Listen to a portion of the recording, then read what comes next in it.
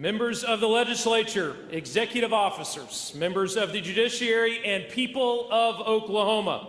It is my distinct honor to recognize my friend, the Chief Executive, our Governor, Kevin Stitt.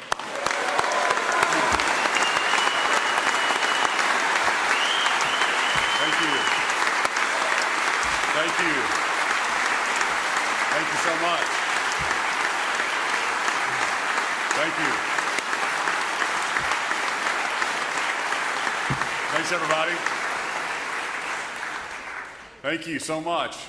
Lieutenant Governor Matt Pinnell, Mr. Speaker, Mr. President Pro Tem, members of the 59th Legislature, members of the Judiciary, tribal leaders, to Sarah and my family, and most especially to my fellow Oklahomans. It is such an honor to be standing before you today. I stood at this podium to give my first State of the State address 4 years ago, after promising to deliver Oklahoma's turnaround. And a turnaround we delivered. We said that we would put a fresh set of eyes on state government, cut red tape, and create a more transparent government, and we delivered. We said that we would eliminate our budget deficit and replenish our state savings, and we delivered. We said that we would boost economic growth and bring more jobs to the state, and we delivered. We said that we would support our brave law enforcement, and we delivered. We said that we would cut taxes, and we delivered.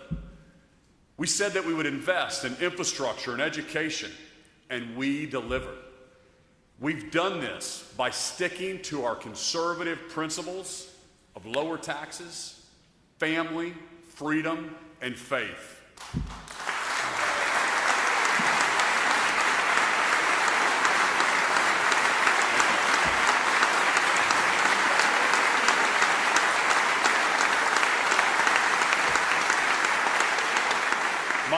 My fellow Oklahomans, the state of our state is the strongest it's ever been.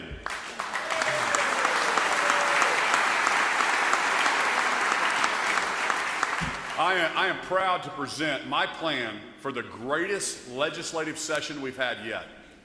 First, to drive excellence in education. Second, to continue to make Oklahoma the most business-friendly state in the nation. And third, to protect Oklahomans and promote freedoms. Over the last 4 years, we've made changes together in education, removing zip code barriers, modernizing our funding formula, and raising teacher pay. But our efforts can't stop there. Parents spoke loud and clear at the ballot box last November in support of our vision to create more options for kids. We know not every student learns the same way. Every child deserves a quality education that fits their unique needs, regardless of economic status or background. Let's fund students, not systems. Let's create more schools, not fewer schools. In my executive budget, I am proposing the following initiatives: education savings accounts, performance-based pay raises for teachers, the Innovation School Fund to help start more schools, like the Aviation Academy in Norman, the most expansive reading initiative in the nation to get students reading at grade level, expanding concurrent enrollment so that high schoolers can more easily earn college credits. These strategic initiatives will bring Oklahoma's education system out of the bottom and into the top 10.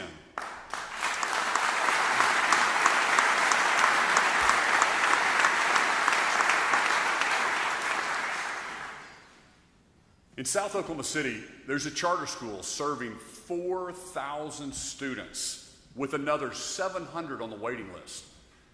On a recent visit to Santa Fe Sparrow Upper Elementary, I heard from their superintendent, Chris Brewster, teachers, parents, and their principal, Meg Wheeler. Meg got her start in New York City at a charter school through Teach for America.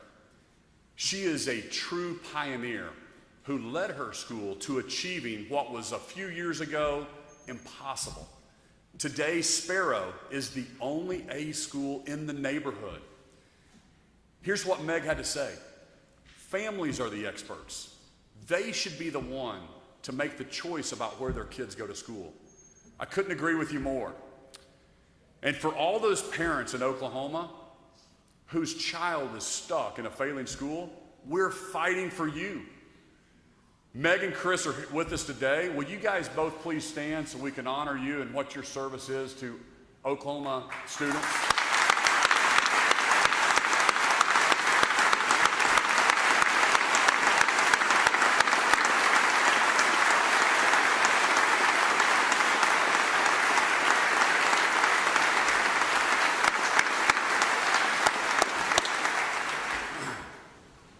Oklahoma governors have been advocating for more parental choice for over 30 years. In 1989, Governor Henry Bowman proposed in his State of the State address, right here from this spot, and I quote, that parents be given greater flexibility to determine which schools their children will attend, thus providing access to educational excellence by allowing more parental choice. Those are Governor Henry Bowman's words. Other states like Iowa and Virginia and Florida and New Hampshire, they've already figured it out. Providing more options for students leads to better outcomes. Oklahoma cannot afford to be left behind because our greatest asset isn't our oil and gas. It's not our football teams. It's not our aerospace and defense. It's our kids.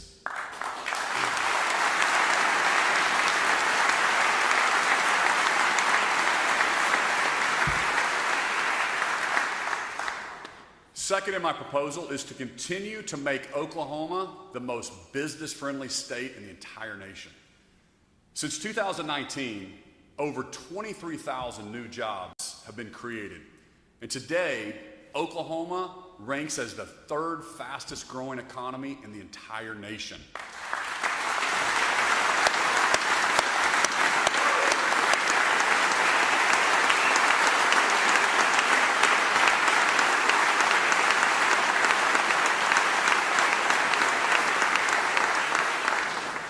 Companies from all over the country and the world are moving to our state to build and expand. Google's second largest data center in the world is right here in Oklahoma. USA Rare Earth, the nation's first critical mineral to magnet manufacturing, is right here in Oklahoma. American Airlines, Dell, Amazon, Boeing, these companies could be located anywhere in the world, but they choose to be right here in Oklahoma. This year, we must capitalize on the progress we've made. That means continuing to focus on key areas: energy, infrastructure, workforce development, and tax policy. Let's continue to diversify our energy grid and embrace our more of everything approach. We're so proud that Oklahoma ranks 5th in the nation for natural gas production, 6th in the nation for oil production. We're also ranked in the number 10th in the nation for renewable energy production. My administration will continue to lead with efforts like becoming the nation's hydrogen hub. Oklahoma's affordable and reliable grid is the envy of the world and an undeniable competitive advantage for us.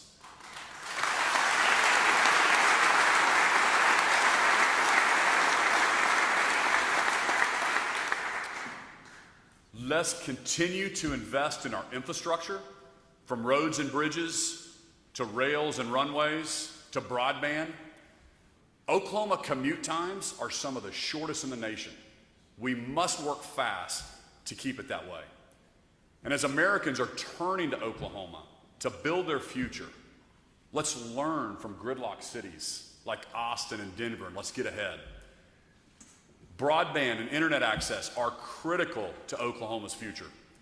When I came into office, Oklahoma was ranked in the bottom 10 for broadband access. Today, we've jumped 23 spots to 26th in the nation in fastest coverage. Last year, thanks to the leadership of House Speaker Charles McCall, we formed the Oklahoma Broadband Office and set a vision to deliver high-speed internet access to 95% of Oklahomans by the year 2028.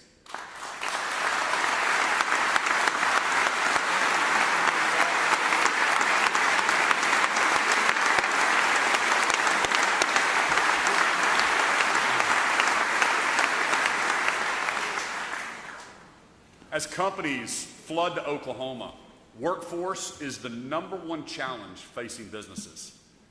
Let's make sure our universities and higher education are partnering with companies to train the workforce of tomorrow. I want to challenge OU and OSU to grow and deliver a quality education to 40,000 students by the year 2030.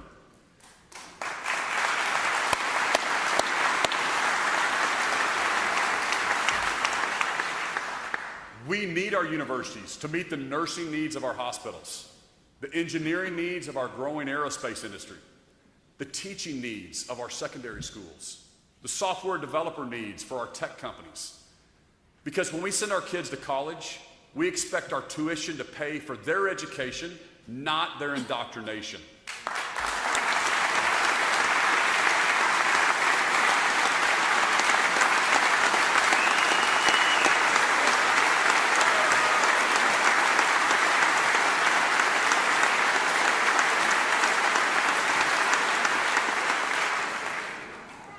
I want our universities to have less DEI officers and more career placement counselors.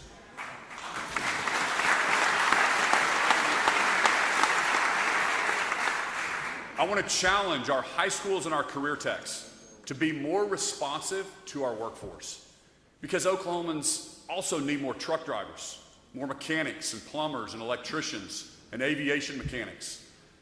I want us to rethink our career tech funding model. You know, we created that model over 60 years ago. Let's reimagine our approach. Instead of just building new buildings, let's invest in high school freshmen so they graduate ready to start a career in cybersecurity or diesel mechanics. For Oklahoma to keep up with the jobs of tomorrow, we must transform our state economy into an innovation economy. Because in Oklahoma, we're not afraid of the future. We actually lean into it. We embrace it.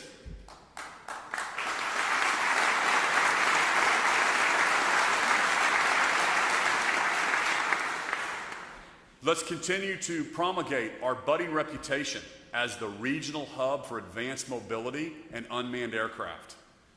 Let's continue to make investments in our fastest growing industry, aerospace and defense. Let's continue to protect and enhance our world-class military bases, like Tinker and Altus and Vance Air Force bases, the McAllister Army Ammunition and Lawton Fort Sill, which is actually home to 2 of the U.S. Army's Futures Command. Oklahoma is also home to over 340,000 veterans. That's about 9% of our total population. With the help from our veteran members in this legislature, we enacted new laws last year to help Oklahoma veterans across our state.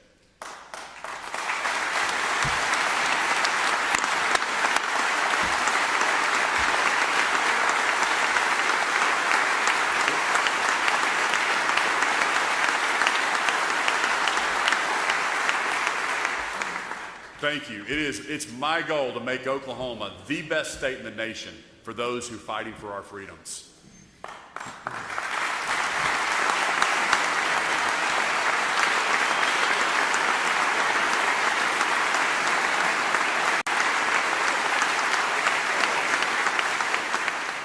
Members of the legislature, we have accumulated a $4 billion savings account, and we're going into session with a $1.8 billion surplus.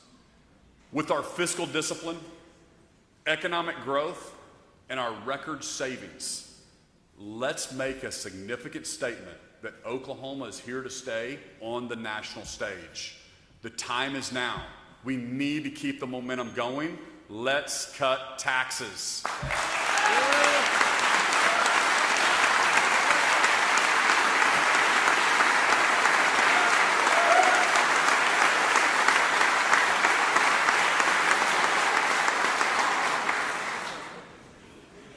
In my executive budget, I am proposing to eliminate Oklahoma's state grocery tax.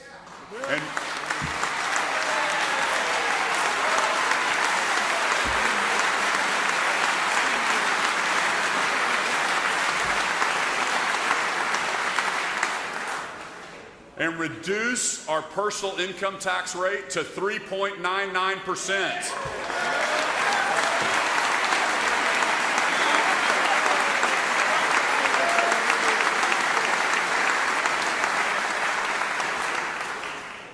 These cuts will save each family in Oklahoma hundreds of dollars each year.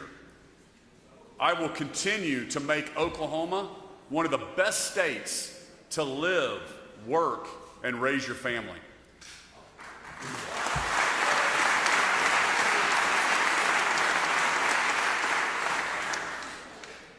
When our economy is booming, everyone wins.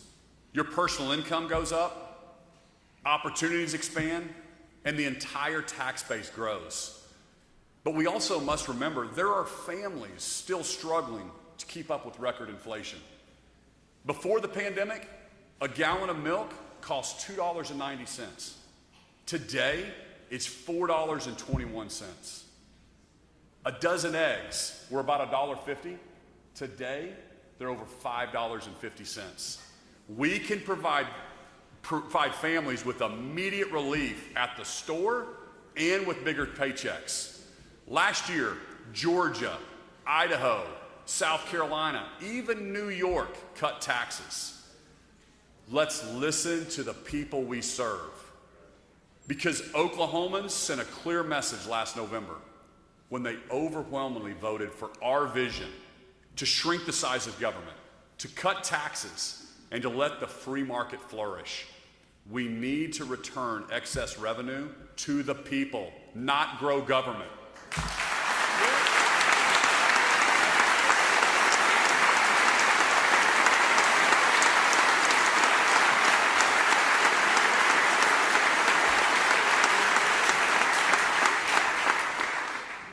We also have an obligation to think about how we protect the next generation. Senate Pro Tem Greg Treat has already filed legislation to create an Oklahoma Legacy Fund, an initiative I fully support. Because of our record savings, we are in a strong financial position to invest into this fund and produce earnings for a permanent revenue stream. Yeah!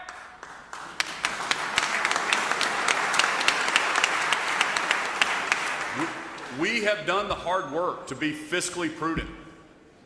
We can now dream big. We can be bold without passing the risk on to Oklahomans and the taxpayers. Third, we're going to protect Oklahomans and we're going to promote freedoms.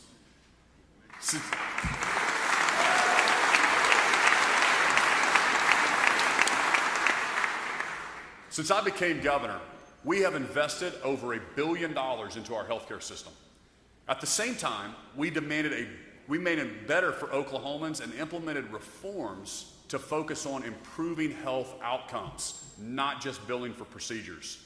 As a result, another $700 million is on the way to improve rural hospitals and expand primary care across Oklahoma.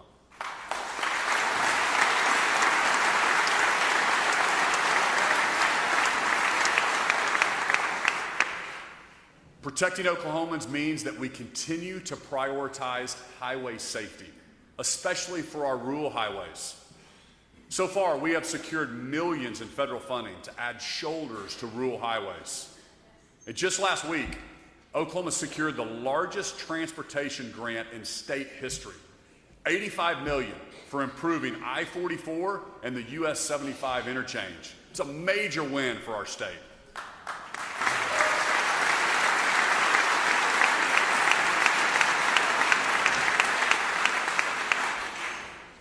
Protecting Oklahomans also means protecting the integrity of our elections. I'm calling for stronger transparency laws because Oklahomans deserve to know exactly who's funding political campaigns. A democracy is doomed when special interests can spread lies and leverage blank checks to buy elections.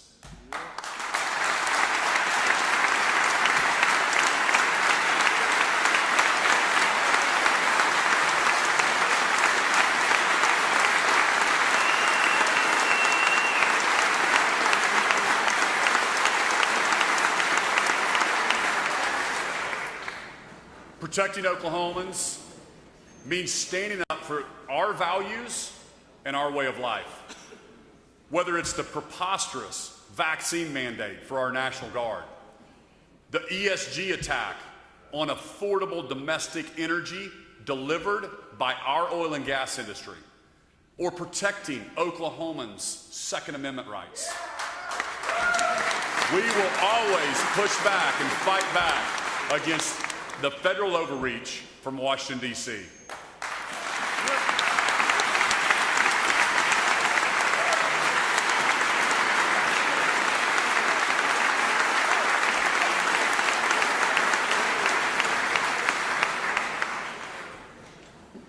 Protecting Oklahomans means fully funding our law enforcement.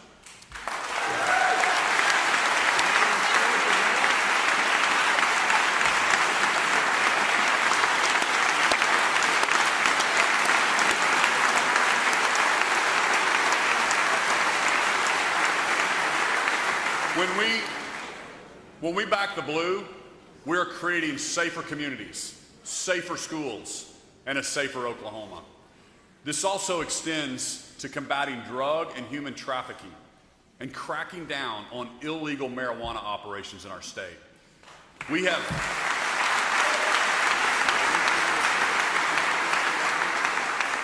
deactivated over 800 illegal marijuana farms and completed 165 arrests and seized over 600,000 pounds of illegal marijuana. And let me be very clear on this point. So long as I'm governor, we will protect Oklahoma from the Communist Party of China. We will not allow foreign nationals to buy farmland in the state of Oklahoma.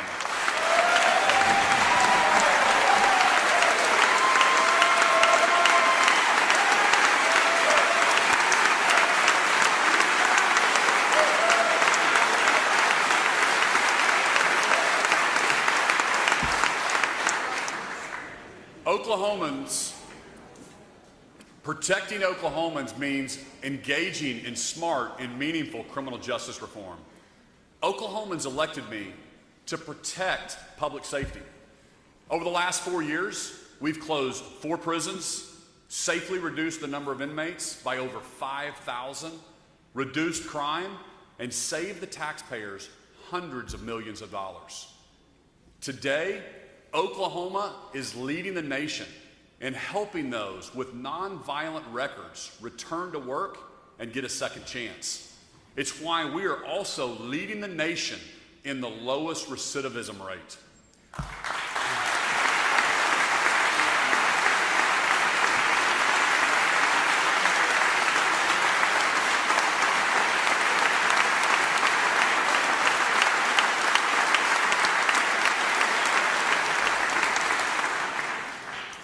First Lady Sarah Stitt is with us today. Sarah,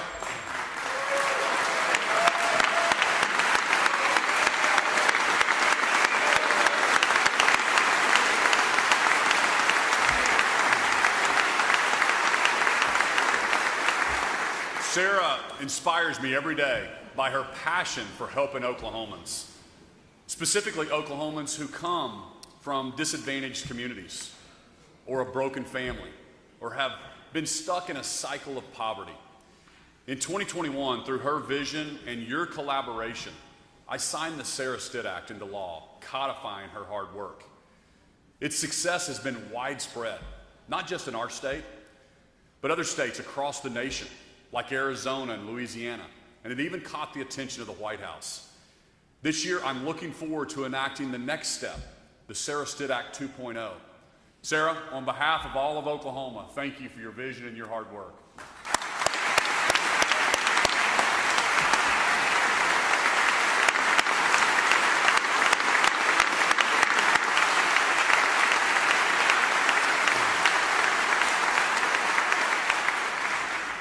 Protecting Oklahomans means making sure our foster care system prioritizes kids and making families whole.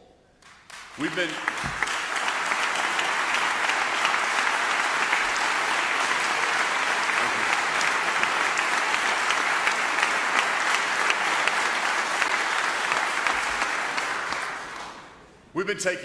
great strides to reunite families over the years.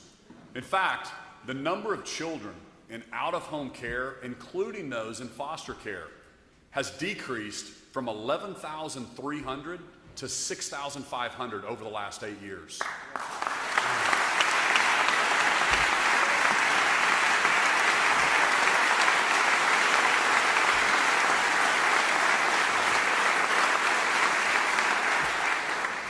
Over the next 4 years, I want Oklahoma to have a conversation about how we can become the most pro-family state, how we can build a pro-family culture. In my view, fatherhood is an important piece of that puzzle. This is something that I'm always trying to balance personally, time at work and time with my 6 kids. And I want to recognize my dad. Stand up, Dad.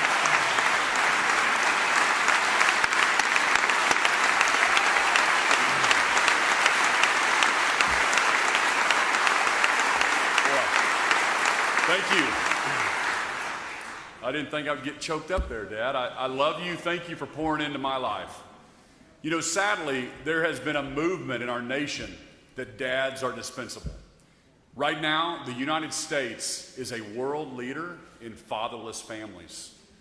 1 out of every 4 kids in America is living without a father in the home. And even those with a father, they're being let down. In the U.S., the average school-age boy only spends about 30 minutes per week with his dad. For comparison, that same boy on average will spend about 44 hours per week watching television, playing video games, and searching the internet. Let's expand and increase fatherhood programs in our communities. Let's continue.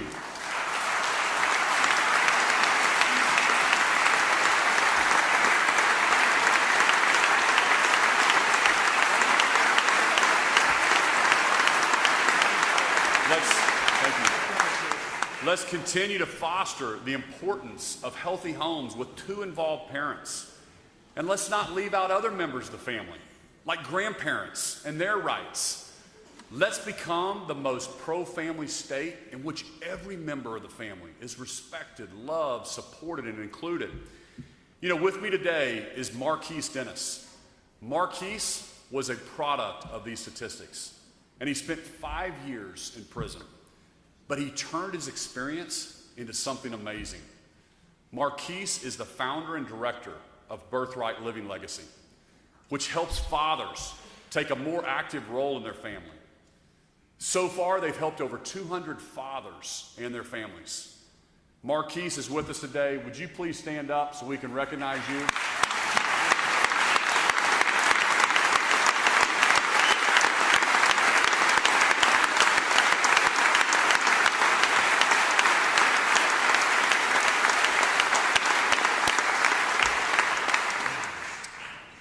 We must protect our most vulnerable, our children.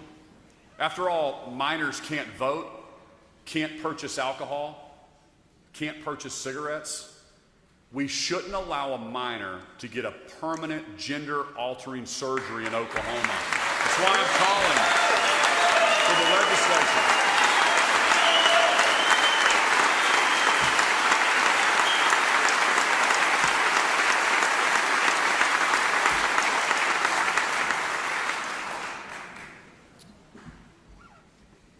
Thank you. That's why I'm calling for the legislature to send me a bill that bans all gender transition surgeries and hormone therapies on minors in the state of Oklahoma.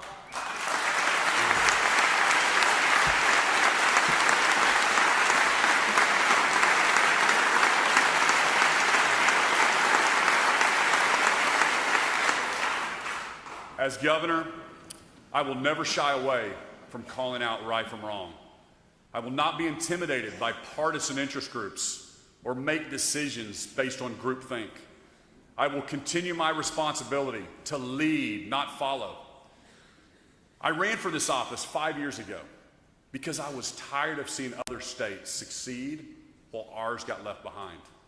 I saw other parts of the country have confidence in their states and their state's future. But people just didn't see the American dream in Oklahoma. They saw it in other bigger, so-called better states. They saw it in Texas or California or Florida. But they didn't seem to see it here. But today, we've all noticed something is different. Today, families and businesses from New York and Chicago and LA pack up their little apartments and come to the open plains of Oklahoma, ready to enjoy a safe community, a government that doesn't get in their way, and the opportunity to chase their American dream. Because that's what we've done. We have brought the American dream back to Oklahoma.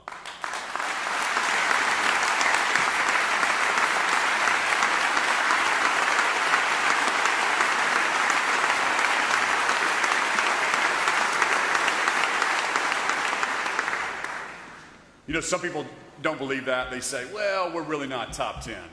But the truth is, we are top 10 in best placed states to start a business. We're top 10 in the rate of new entrepreneurs. We're top 10 in affordability and cost of living. We're top 10 in energy production and renewable energy production. We're top 10 in net domestic migration into our state. We're top 10 in pre-K enrollment. The truth is, Oklahoma feeds the world, fuels the world, and protects freedoms around the world. The truth is, everything is possible right here from Oklahoma.